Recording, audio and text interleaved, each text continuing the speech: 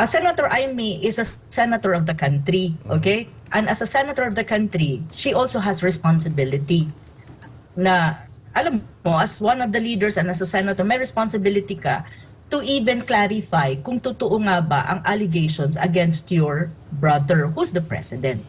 Mga tao sa ibang bansa, given kung mapuprove na tama nga, na yun na nga yun, na yung mga video na yan, totoo. So, wala talaga kasi my God, I mean, even I right now, I'm putting myself in that situation, parang hindi ko alam sa anong mukha ang ihaharap ko. Kasi parang feeling ko wala pang kasiguraduhan yan at wala pang nangyayari dyan. Until now, wala talagang concrete na report on that, at saka may mga controversy surrounding the Maharlika Fund. Even yung kanyang sino ba yun? Yung parang mag-take charge sa pamamahala niyan is asking for milyones na sweldo per month. Sabi ko, my God, ano ba ang mayroon sa Maharlika Fund? At yung magmamanage niya, or parang magtatrabaho dyan, per month, ang sweldohin niya is around 2 million pesos every month. Sabi ko, may something wrong with that Maharlika Fund kung ganon. Po, sa mga sinabi niya, yung totoo. Kung meron man. Okay. Okay. So far naman, let's be more objective siguro sa pag-assess ng SONA ni PBBM, no? Ang nakita ko, well, kailangan ko pang i-review at basahin yung transcript kasi nag-request ako ng transcript. Pero based lang doon sa kanyang SONA at pakikinig at panunood, ang makikita mong medyo mas mahaba-haba at may mga emphasis talaga is tinatawag niyang economic growth and infrastructure. Tapos may focus on agriculture at may sinabi siya tungkol sa tourism and infrastructure. Tapos makikita mo na medyo may emphasis on healthcare and services. And mayroon din siyang, of course, sinabi when it comes to geopolitical issues. Pero ang napansin ko, this is my opinion and this is my perspective, no?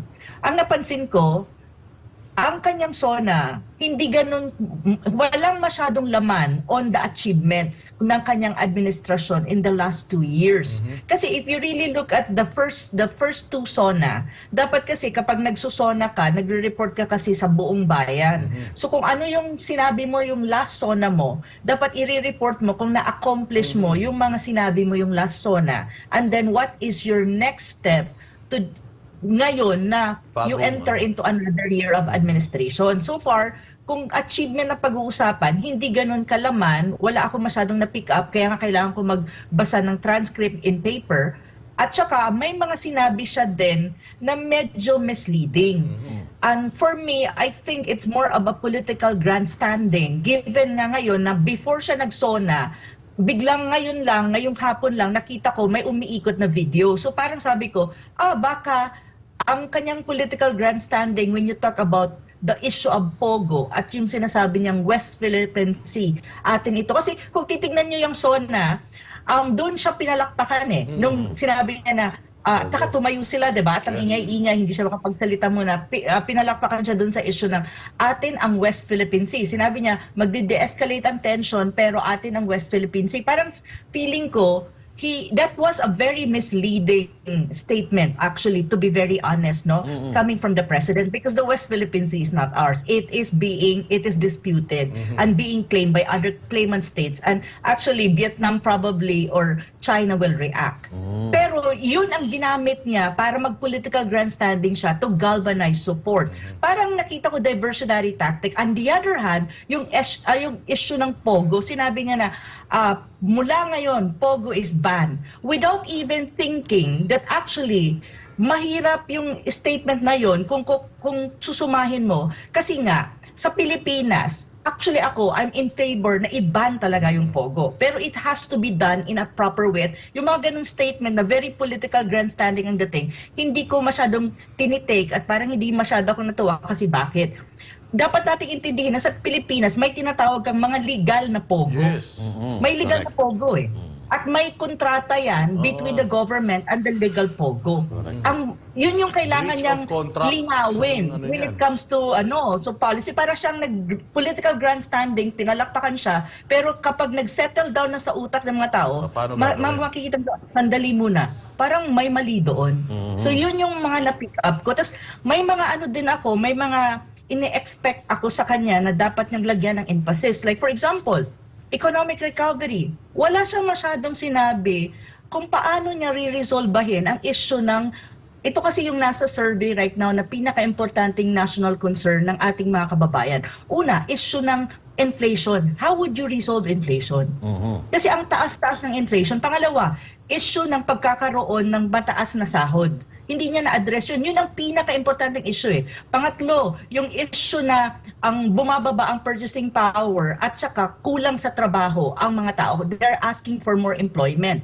Wala masyado siyang sinabi doon. Very broad stroke, very general ang mga statement. Walang specific things na nag-a-address dito sa mga specific issue na malapit sa sikmura ng ating mga kababayan na actually kung titignan mo sa last Pulse Asia survey, ito yung pinaka-importanting issue na feeling ko parang hindi ganun kalalim at hindi ganun na-address yung issue na yan. So, yun yung mga bagay. Tsaka, wala din siyang sinabi kung paano niya talaga susolusyonan ang poverty issue. Kasi ang poverty index ng Pilipinas tumataas. Sinabi lang niya na may mga ayuda sila in general. Pero ako kasi, ang ayuda, it's not the solution to poverty. Right. Kasi ano lang yan, band-aid. Hindi yan talaga nagtitrickle at hindi yan nagkakaroon ng impact in a concrete way. So parang bumalik din siya dun sa reklamo ng mga tao na we're being converted into a ayuda capital of the world right now. So may ganun. Tapos wala man lang siyang sinabi paano niya susuportahan ng small, medium, and micro enterprises. Kasi kailangan natin yan if we want to have what you call new activity, economic activity. Wala siyang sinabi. Infrastructure project, yeah, in a way, meron siyang mga sinabi na matatapos na, pero kailangan himayin yan eh, kung sa kanya nga bang administrasyon yan or administrasyon pa yan ni PRRD na hindi natapos nung time niya, pero matatapos sa time ni PBBM. So, kailangan medyo himayin yan kasi mahirap mag-claim ng credit na hindi naman sa'yo nanggaling. So, kailangan timpayin yan eh. Babasahin ko nga ng mabuti yung transcript na ibibigay sa akin eh. Tapos yung agricultural support naman, parang band-aid pa rin ang dating. Wala talagang masyadong emphasis kung how would you really issue address the issue na mataas ang presyo ng bigas, yung kanyang promise na 20 pesos ay walang nangyayari. 4% lang ng Pilipino ang naniniwala na mangyayari pa yan. So isa sa pinakamalaking issue yun. Pero parang sabi ko, bakit walang ganon? At saka medyo conflicting din siya when you talk about foreign policy and international relation. He was saying na, okay, we will de-escalate the tension in the South China Sea. But at the same time, sinabi niya na, atin ang West Philippine Sea. Parang sa akin, sabi ko, ano ba talaga ang gusto mo? Presidente? You de-escalate tension, yet you claim that the West Philippine Sea, which is one part of the South China Sea, being claimed by two strongest claimants, Vietnam and China, you're saying amin yan. So parang, are you de-escalating tension or you're creating a new tension? So yun yung mga tanong sa sa utak ko kanina. So far, yun pa lang ang assessment ko kasi as I have said, babasahin ko ang transcript and I'll be writing an article about it in the Manila Times, which I have a column na lumalabas every Saturday. So yun po muna. Okay. But I will of course be able to answer some of your questions kung mayroon kayo mga tanong. May question po ako, Prof. Ana, regarding dito sa Pogo. Kasi ang sabi po ni President Marcos, he declared na ibabaan ang Pogo ngayon pero magkakaroon ng wind up for 6 months up until the end of this year. Pero may nababalitaan po tayo na may mga bubuksan din po na itong tinatawag na IGL ba to? IGL, Inside Asian Gaming. So, ito po ba ay may pagkakahalintulad sa tingin nyo sa Pogo or magkaiba po ito? IGL na lumalabas. Napag-aralan na po ito? Napag-aralan nyo na po ba? Nakita nyo po na po ba ito? Hindi ko pa naaaral yung bagong bubuksan. Pero sa akin kasi parang nag-rebranding ka lang eh. Yun. Okay, sabihin mo, okay, Monday wala ng Pogo, but you're rebranding it into something else. It's the same, it's gambling. Parang ganyan din yung ginawa nila sa EDCA. Oo, rebranding lang. Rebranding lang. Same. Kasi parang feeling ko wala pang kasiguraduhan yan at wala pang nangyayari dyan. Until now, wala talagang concrete na report on that. At saka may mga controversy surrounding the Maharlika Fund. Even yung kanyang, sino ba yun? Yung parang mag-take charge sa pamamahala niyan is asking for milyones na sweldo per month.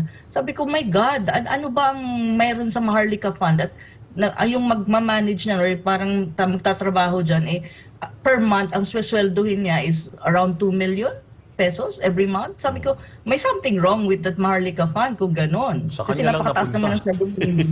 Sa sweldo lang nila napunta, yung pera.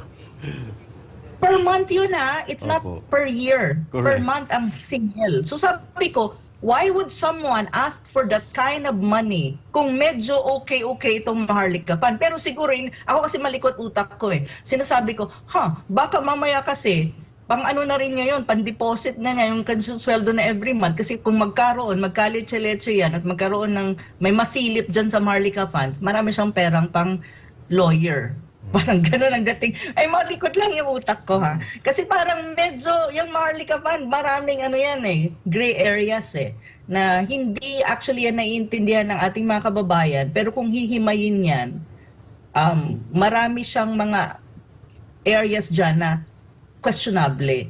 And until now, hindi ko alam kung bakit hindi pa rin nila maisabi sa publiko kung ano ba talaga yan. Kasi kahit ako, to be frank with all of you, parang sabi ko, ano ba talaga itong Maharlika Fund na to?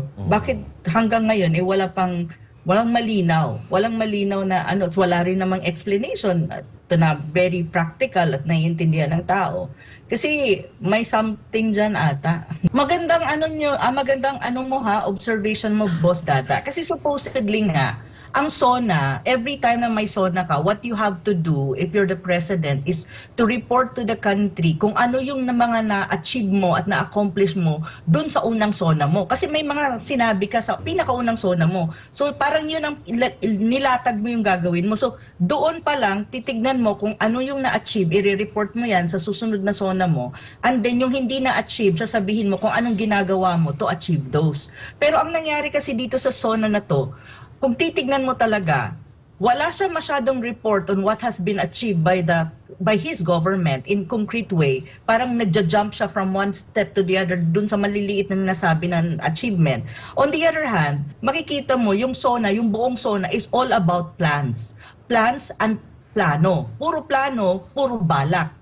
Pero ang detalye kung paano mo gagawin, of course hindi kasi broad stroke nga siya. At saka kung titignan mo rin, like for example, ang issue ng pagtaas ng bigas. Sinabi niya, yes, nakikita ko na mataas ang presyo ng bigas at mga bilihin. Pero hindi niya inako yung responsibility and accountability na, you have a role to play kung bakit hindi bumababa ang presyo ng bigas or ng mga bilihin. Sinasabi lang niya at very evident sa kanyang SONA na this is because of external factors. He was blaming the external factors like ang climate change, ang gera sa Ukraine, ang gera sa Gaza. Ito yung mga dahilan kung bakit tumataas ang mga presyo ng mga bilihin sa Pilipinas.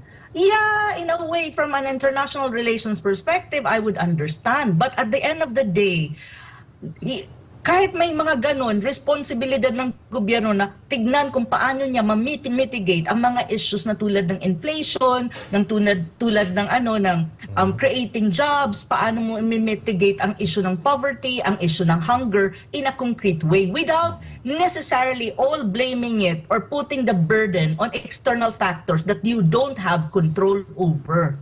Kasi hindi dapat ganon ang ang forma mo bilang presidente ng bayan. Pwede mong i-cite, but you have to have that accountability na tignan kung saan ka nga ba, bakit nga ba nagkakaroon ng ganitong problema in the last 2 years of his administration, even until now, hindi masolve at lalong tumataas at nag-worsen.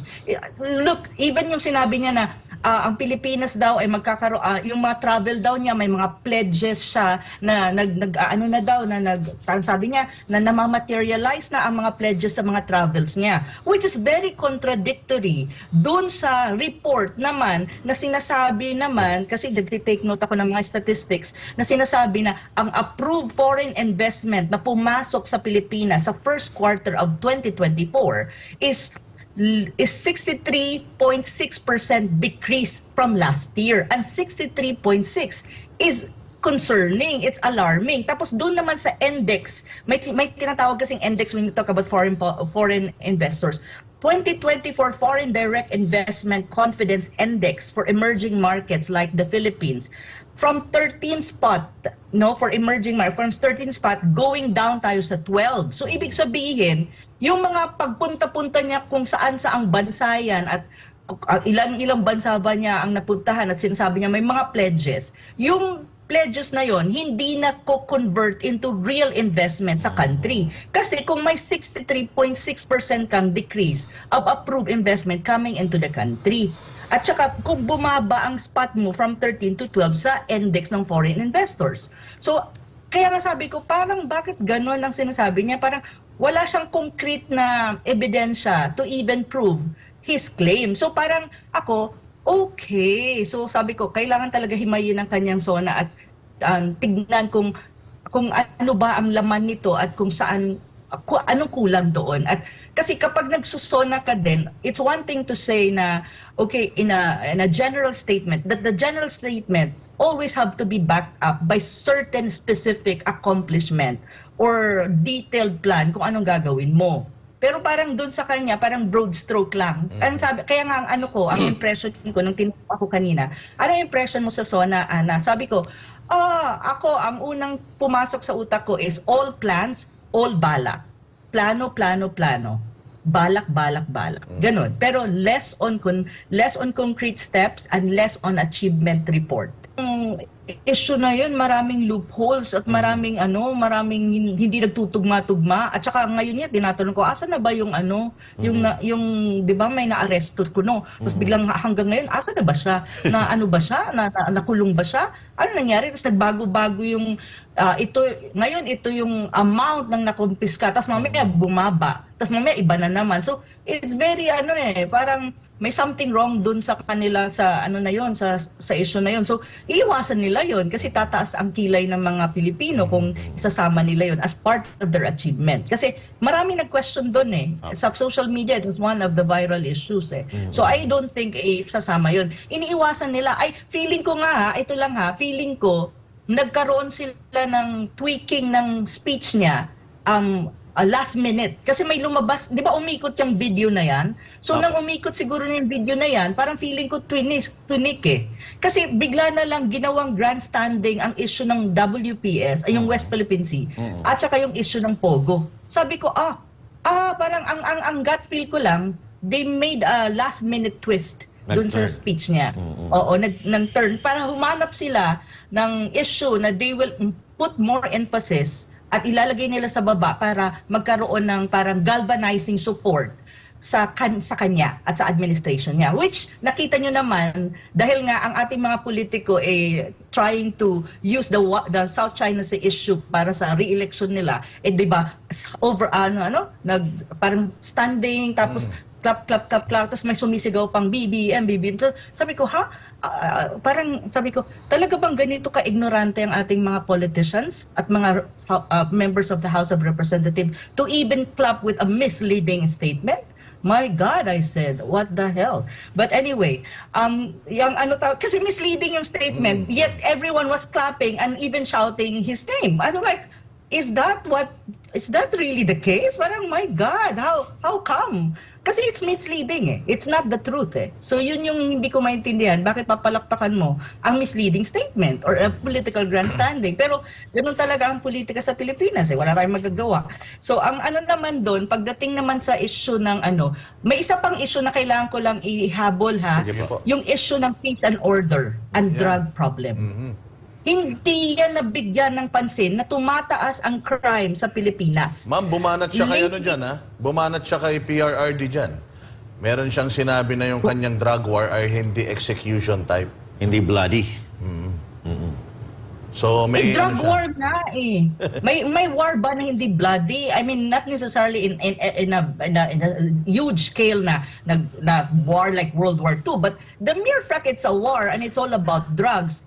At the end of the day, there would always be some kind of casualty really. Kasi war nga yan, at saka drug ang pinag-uusapan natin. Hindi naman yan issue lang ng petty crimes. These are big issue. Kung hindi dahil kay PRRD, baka narco state na tayo at parang mas masahol pa tayo sa Mexico kung hindi yan naayos at na-address kahit papano. Pero ngayon, sa kanyang administrasyon, walang malinaw na strategy how to address the increasing drug problem in the country that has something to do with peace and order. Imagine, kidnapping nangyayari sa Pilipinas, foreigners ang namamatay at nakikidnap. Walang sinabi kung how would you address that. And another problem also that I was really waiting hard, and like I was sitting down na parang, okay, mama-mention kaya niya to? Hindi niya na-mention kung paano niya isusolusyonan at i-address ang issue ng good governance in relation to corruption. Kasi ang kanyang administrasyon ay nababalot sa issue ng corruption at maraming mga kontrobersiya na may kinalaman sa corruption. So I was really looking forward na may sasabihin siya na concretely paano niya i-address ang latent corruption na ina-allege sa kanyang administration. Pero wala eh. Masyadong malabnaw ang sinabi niya. It's not even really, in a way, directly addressing corruption sa kanyang administration. So parang, bakit ganun? So from 5, marami na akong naalala kasi sobrang naalala ko na ngayon. So babawiin ko muna yung 5. Medyo naging mataray ako. Gagawin ko na lang gagawin ko siyang 4 or 3. Dagdagan natin, Ma'am Malu. Ma'am Malu tuloy, Ma'am Ana. Dagdagan natin kasi in-address din niya yung sa mga power plants, energy. Parang kamakailan lang tumaas ang ating kuryente, ang singil sa kuryente. So, conflicting talaga itong mga statements niya. Conflicting yung reality. Ito yung sinasabi ko lagi. Ito yung problema ng PBBM administration consistent problem niya. Okay? Iba yung sinasabi, iba yung nangyayari sa ground. Hindi nagtutugma. Alam mo yun? Iba yung kanyang sasabihin na plano, iba yung nangyayari. So there's inconsistency always. Parang hindi nakalapat sa antas kung anong nasa baba at ano ang nafe-feel ng mga kababayan natin, ano ang nafe-feel natin sa baba, it means sa ground level. Doon sa sinasabi niya, parang hindi nagtugma, hindi nakalapat sa ground ang kanyang mga sinasabi. So parang sabi ko, wala ba silang ginagawang assessment really of what is really the state of the nation in real life situation before they even come up with a SONA or with this kind of things na plano. And even, he did not even address the issue of environment. Kasi ang environment is related dun sa mga sinasabi niyang mga energy, which is green technology, nuclear energy. It's all interrelated eh. So wala rin siyang meron din siyang statement tungkol sa pagbabaha. Na ngayon, ang daming lugar sa Pilipinas na binabaha dahil binabagyo tayo. So, talagang taliwas, Taliwas yung kanyang mga statement. So, masasabi ba natin, Ma'am Ana, na strategy nila na punuin ang mga mamamayang Pilipino ng jargons, ng mga technical terms, mag-in-English sila ng malalalim para hindi tayo masyadong magtanong? Kasi ang ganong klaseng, kasi I write speeches, no? At syempre when I write speeches, tinitignan ko kung ano yung sitwasyon na ibabagay mo doon na magtutugma. So, I think when it comes to these things, ang ginagawa nila is they wrote a speech na medyo, yun nga, may mga jargons ka, may mga statement ka na kahit ako, una kong rinig, okay sa akin ang dating, parang, wow, ganun. Pero kapag binasa mo ulit yung speech at tinalakay mo siya at hinimay mo siya, doon mo lang malalaman na, oops, these are all plans and there's nothing to this. Parang ganun ang reaction mo. Kasi ang mangyayari kasi sa Pinoy, ang Pilipino kasi, once na ito yung mahirap din sa Pilipino, no? Kailangan mabago to na, halimbawa, pag magaling mag-English ang isang tao, tapos marami siyang sinasabi na parang highfalutin language, may mga figures kunyari, and blah, blah, blah. Parang feeling mo, bilib ka na, ang galing, without even trying to dissect kung yung mga sinasabi nga ba ay may laman o wala. Or talagang bubble lang siya at air lang siya. Alam mo yun? Yun eh. Kasi ganun ang Pinoy eh. So in a way, ang kanyang speech was based on the psychology of many Filipinos, especially the masses, and even a regular Filipino na kapag nakarinig ka na, wow, ang galing mag-deliver, ang galing ng diction sa English, ang gaganda ng mga sinasabi in English, okay na. Approve na. Ganon eh. So it plays with the psychological makeup ng Pilipino kasi ganon ang Pinoy eh. Doon talaga so sila yun, expert. may psychological aspect siya. Doon talaga sila expert sa pangbubudol ng tao, no? Kumbaga, sweet talker, ika nga. Parang manliligaw na ipapangako sa iyo ang langit at lupa, impyerno pala yung ibibigay sa iyo, ano? Palagay nyo, ma'am, magbabago pa yung rate nyo. Baka bago matapos yung interview, 0 na yan. baka 0 na yan o 1 na yan. Eh, ha? But anyway, ma'am, tungkol dun sa... Wala nang matitira. Yung dapat na-address niya yung ano, at ito po ay isa sa itong issue tungkol sa kanyang bisyo, di umano.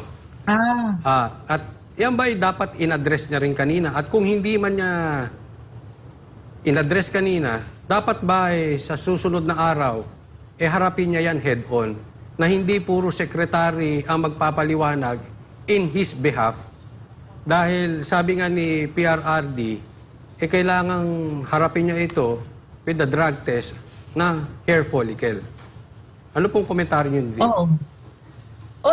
Actually ngayon, nagsulat ako ng commentary quickly before ng interview na to about that. Kasi sa social media, nung nagkaroon ako ng time mag-check, kasi nag-check na ako ng social media, tapos tinignan ko yung X, tinignan ko yung Facebook, parang ang dami-daming nag-share ng video, ang daming commentary, may mga nagsasabi na, may mga, syempre, yung mga nag-share ng video, parang, they are so angry, but at the same time, may nagdi-defend din kay BBM na, it's a fake video.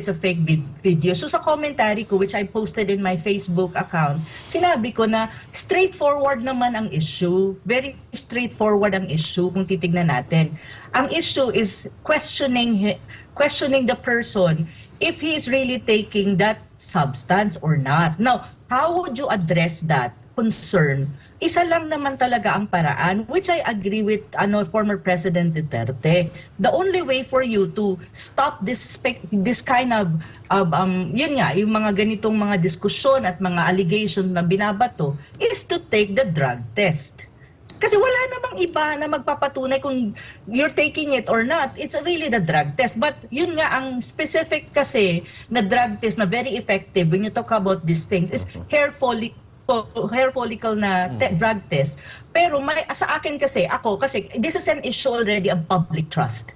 And a public trust is important issue. If you really look at the Constitution, nandun lagi ang public trust. Or wherever you go in this world, when you talk about government, public trust is a must na dapat ma-maintain yan. So this is already an issue of public trust. And we can see that there are a lot of Filipinos inside the country and even abroad, parang nagkakaroon ng doubt sa capacity at sa ability ng ating Pangulo kung kaya niya, kung talaga bang gumagamit siya. So, ang suggestion ko actually sa kanya, based dun sa commentary ko, is first and foremost, take a drug test na hair follicle. At the same time, dapat independent ang magiging medical facility na kukuha niyan at gagawa niyan, at independent din ang health practitioner para and do it in a national TV with everyone looking at you that you're doing it to stop the issue and then get the result then and then.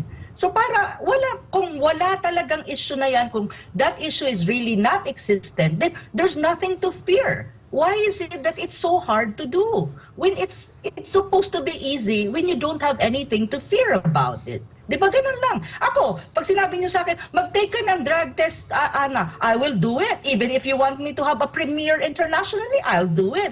Kasi you're confident that you can do it really because you don't have to hide anything. Parang ganun ang ganun ang iniisip ko ba kanina nung sinusulat ko yung commentary. Kasi really, from a point of view of a regular person, ganun talagang may isip mo. Bakit ba ang hirap gawin nun? Madali lang naman gawin yan. Kung wala ka naman tinatago, sige, gawin mo na para matapos na tong issue na to. Pero ang tanong, why is it also that parang walang respond. Walang nagsasalita from the palace, the Malacanang Palace. Pero nakita ko kanina sa mga reports, sa news reports, at the same time sa mga social media posting, na parang it's the Secretary of Defense who's doing the talking, and he was the one explaining. And Secretary saying Abalos. Oo. At saka si Secretary Abalos, parang sabi ko, okay, fine. I would say na okay. Of course, they are alter egos of the president. They in a way, they have the right to speak and try to defend the president being the alter ego. But hindi kasi sila yung issue. It's not them na binabato ng issue. Hindi sila yung directly binabato ng allegation. So kung sino ang binabato, I think the Filipino people deserve an answer from that person. Hindi dun sa mga ibang tao na hindi naman sila ang binabato ng issue. So yun ang hindi ko maintindihan. Why is it that this issue, it becomes, parang nagiging batuhan, when in fact, there's a solution to it. And the solution is, take a drug test. And take that in open public para wala nang questioning. Kasi ang mahirap kasi niyan, alam nyo, kapag tinake niya, sabi niya, sige, I'll take the drug test for hair follicle pa yan, blah, blah, blah. Now, if it's not open in public, it will not be transparent. Kasi yung mga tao sa isip nila, baka dinoktor mo lang yung result mo eh. So, para mawala yung mga ganyan-ganyan, do it publicly so that everyone knows na, yun, ano yung result, that's it. Pero ito talaga wala eh. As in, walang denial, walang commitment. Walang denial, walang comment actually. Walang comment and walang commitment. Nagturo pa. Na i-address niya tong issue na to. Ngayon, Madam... Wala talaga. Madam Ana, kasi kanina may statement si Abalos nung siya ay nag-presscon na nung nakita na nga daw niya yung video na yan, nag-usap sila ni Marbil, and then nag-presscon sila. Kasi nung tinanong sila nung mga reporters na nag-usap na ba kayo ni President Bongbong Marcos about this? Ang sabi niya, hindi pa. So bakit ka Bakit ka nag-press? Exactly. Kung So hindi pa naman sila nag-uusap. kaya nga, ikaw ba naniniwala na yung presscon ni Abalos ay initiative niya yun? At pwede ka bang mag-decide on your own without kausapin mo man lang yung principal mo, hindi ba? Yun na nga yung hindi ko rin maintindihan dyan eh. Kasi like for example, I understand ka na alter ego siya. Pero, di ba, it's not your issue eh. Hindi ikaw specifically ang binabato ng allegation. So, the first thing that you do is actually to talk to the principal kung sino ang binabato ng issue and discuss it with him or with the team na may mga allegations ngayon, ganito, ganyan, anong gagawin natin, paano natin sasagutin yung issue, sino ang sasagot? So, ikaw ba? Kaya nga, so ibig sabihin, Ma'am Ma'am sasagot, Ana, ano pa ang sasagot? Hindi ba dapat gano'n? kaya nga, Senator Amy is a senator of the country, okay? And as a senator of the country, she also has responsibility na, alam mo, as one of the leaders and as a senator, may responsibility ka to even clarify kung totoo nga ba ang allegations against your brother, who's the president. Not necessarily even in terms of family relationship, but even because of your mandate as a senator of the country. Parang mas ganun pa sasagutin ko yung tanong eh. Kasi kung family naman, hindi natin alam kung ano yung dynamic sa loob eh. Because maybe may ginagawa ng council or binibigay ng advice si at Senator Amy, hindi natin alam kung pinapakinggan siya o hindi. Hindi rin natin kasi alam yan. Ako wala akong alam. Pero I would assume siguro kasi as ate, siguro nag-a-advise naman yan si Senator Amy. Pero sa akin, mas doon pa ako sa responsibility ng isang senador na may mandate ka to serve the country and to, siguro nandun ako naka-anchor na, as a senator of the country, kung nababalot ng ganyang allegation ang kapatid mo, probably you should also be vocal enough to say na, Mr. President, I think it's time for you to settle the issue once and for all para matigil na to because it affects the whole country, it affects the perception of the people about you and trust sa tao sa'yo, and also it affects their own family. Yung family nila, yung Marcoses, di ba? Parang ganun siguro. Pero let's give Senator Amy the benefit of the doubt and let's give her, time siguro, or probably, I don't know, that maybe he's also thinking through all of these things. I don't know. I don't know her really. I don't know her personally. She doesn't know me as well. Pero sa akin kasi, mas ganun ko siya tinitignan. Okay. Ma'am Ana, what about the military and the police? Aside from, of course, General Marbil and General Browner, pwede ba nilang kumbaga i-pressure yung government into saying na kami nga you're requiring us to do drug tests. Di mas lalo yung chief executive namin dapat magpa-drug test. So, can they kumbaga demand from the president na if hindi ka magpapa-drug test, which is mandatory yun sa amin, magwi-withdraw kami ng support sa'yo. Do you think that's something that's possible? Hindi, ganito naman kasi yung yung sagot ko dyan in an objective manner, no? I think all members of the armed forces of the Philippines and even the PNP and security forces natin, defense, and even all of us, no? We all have the right to actually ask our president to do that. Kasi nga, may issue ka ng public trust. Now, to be specific dun sa mga soldiers natin sa AFP na, yun nga, they're subjected to drug test and even the PNP. Siguro, nasa kanila kasi yun I don't want to para pangunahan sila. Pero kung ako ay isang sundalo, let us say, ako ay sundalo, ako ay nag-go through dyan, siguro I would probably write a letter to the president saying like, Mr. President, please settle this issue para matapos. Kasi kami din confused or hindi namin alam kung anong gagawin. Can you give me a clarification on this or make a clarity out of this or settle it, respond to it? Kasi kung ako ang nasa sitwasyon na ako isang soldier and I'm an active officer, I will do that. Pero hindi natin alam kung anong damdamin ngayon ng ating mga kasundaluhan at ang ating mga PNP. Kasi siguro, feeling ko nasa-shock din sila At parang, alam mo, hindi rin, kasi itong mga issue na to, kung susumahin mo lang talaga, kahit ako kanina, I was really shocked. Nung nakita ko, kasi ang dami-daming nagsisirculate na video. Na parang bang, nasa-shock ako na parang, actually mixed feeling siya Hindi ko alam kung, my God, I mean, kapag iniisip ko na, oh my God, if this is true, oh my God, it's our president. Pero on the other hand, pero kapag fake naman to, it has to be addressed. Yes. So parang ganun ang mo, 'di ba? Okay. So bilang tao siguro, yung mga nasa natin, security forces, feeling ko ganun din ka nararamdaman nila So, pero ako naniniwala ako sa sinasabi nating may critical point May tipping point kasi ang lahat ng bagay. Darating yung tipping point na kahit hindi natin yan, nabigla na lang yan mangyayari. Yung tipping point, ibig sabihin, saturated na ang tao. Pag sinabi kong saturated na ang tao, hindi lang yan tayo na hindi naman tayo na mga sundalo. Even them in the different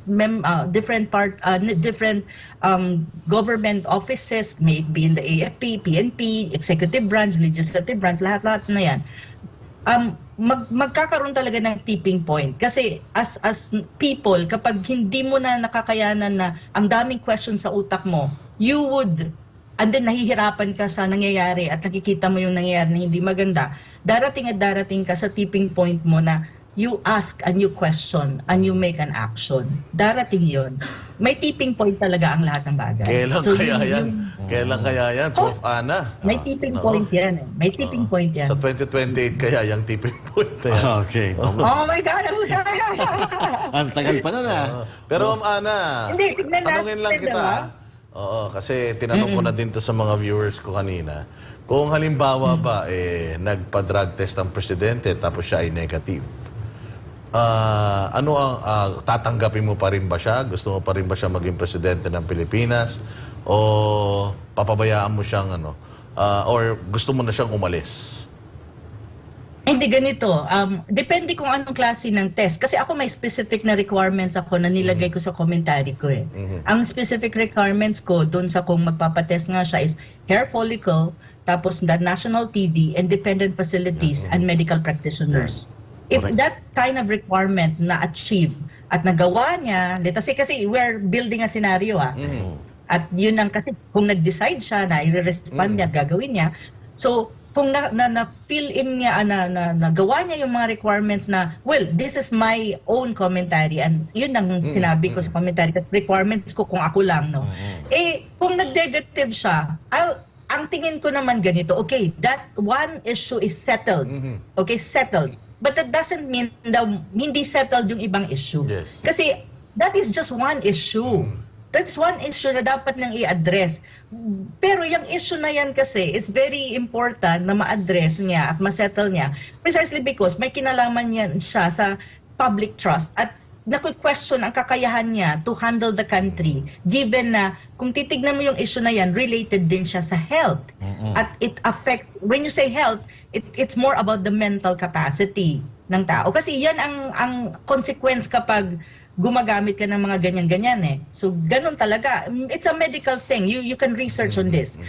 So, kung halimbawa, balikan natin ng scenario building natin, nag-negative siya. Okay, good. Kung ganun. O sige, this issue is settled. But, Mr. President, there's a lot of other issue. Drugs, na tumataas ang crime rate. And you have the issue on inflation, poverty, on all of this. What about the issue of foreign policy? Are we going to be beholden to the United States forever under your administration or not? What about the EDCA nang baka mauwi tayo sa gera? There's a lot of issue that he needs to address. So I would never say na, okay, tapos na yung issue, we will worship you again. Parang no. Marami pa rin I issue. will not do that. Mga tao sa ibang bansa, given kung mapuprove na tama nga, na yun na nga yun, na yung mga video na yan, totoo. So, wala talaga. Kasi, my God, even I right now, I'm putting myself in that situation, parang hindi ko alam sa anong mukha ang ihaharap ko.